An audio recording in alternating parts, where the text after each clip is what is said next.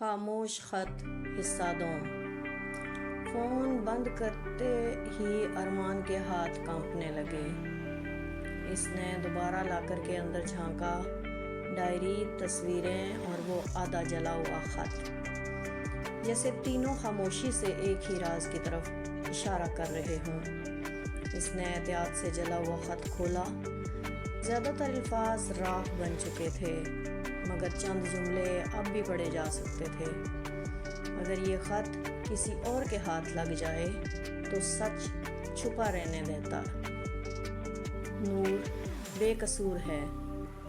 جس نے ہمیں جدا کیا وہ آج بھی زندہ ہے اور پرانی حویلی کے تہہ خانے میں آخری ثبوت موجود ہے۔ ارمان کے ماتھے پر پسینہ آ گیا۔ اسی لمحے ڈائری کے آخری صفحے سے ایک چھوٹا سا کاغذ نیچے گرا۔ اس پر صرف ایک پتہ لکھا تھا، حویلی نور محل، صدر راولپنڈی۔ ارمان نے فوراً اس لڑکی کو فون کیا۔ آپ کا نام کیا ہے؟ چند لمحے خاموش رہی، پھر دھیمی آواز آئی، میرا نام عائشہ ہے۔ آپ کے والد کب سے لاپتہ ہیں؟ کل رات سے، لیکن جانے سے پہلے انہوں نے صرف ایک جملہ کہا تھا، اگر میں واپس نہ آؤں تو ادب کی دکان والے کو ڈھونڈنا۔ یہ سن کر ارمان کے قدموں تلے زمین کھسک گئی۔ آخر اس کے والد ارمان کو کیسے جانتے تھے؟ اسی شام دونوں اس پرانی حویلی پہنچ گئے۔ حویلی برسوں سے ویران تھی، ٹوٹی ہوئی کھڑکیاں، گرد آلود راہداریاں اور ہر طرف خوفناک خاموشی۔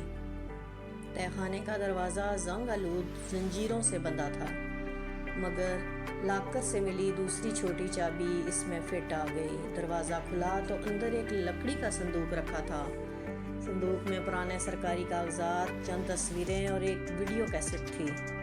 سب سے اوپر ایک خط رکھا تھا، اگر تم یہاں تک پہنچ گئے ہو تو جان لو کہ نور اور میں کبھی ایک دوسرے سے جدا نہیں ہونا چاہتے تھے۔ ہمیں طاقتور لوگوں نے الگ کیا ہے، انہوں نے ہماری محبت کو جرم بنا دیا۔ اگر یہ راز کھل گیا تو کئی بااثر خاندانوں کے چہرے بے نقاب ہو جائیں گے۔ عائشہ نے تصویر اٹھائی تو اس کی آنکھیں حیرت سے پھیل گئیں۔ تصویر میں نور کے ساتھ کھڑا نوجوان حیرت انگیز طور پر ارمان کے مرحوم والد سے مشابہ تھا۔ ارمان نے تصویر کے پیچھے لکھا جملہ پڑھا تو اس کے ہاتھ لرزنے لگے، میرے دوست سلیم، اگر میں نہ رہوں تو میرے بیٹے ارمان کو سچ ضرور بتانا۔ ارمان کی سانس رک گئی۔ اس کے والد کا نام بھی سلیم تھا۔ کیا اس کے والد اس راز کا حصہ تھے؟ اور اگر تھے تو پھر عائشہ کے لاپتہ والد کہاں تھے؟ اچانک تہہ خانے کی ساری بتیاں بجھ گئی۔ اندھیرے میں کسی کے قدموں کی آواز گونجی، پھر ایک بھاری آواز سنائی دی، تم دونوں کو یہاں نہیں آنا چاہیے تھا، اب بہت دیر ہو چکی ہے۔ اور اگلے ہی لمحے تہہ خانے کا دروازہ زور سے بند ہو گیا۔ حصہ سوم دیکھنے کے لیے چینل کو سبسکرائب کیجیے، ویڈیو کو لائک ضرور کیجیے گا۔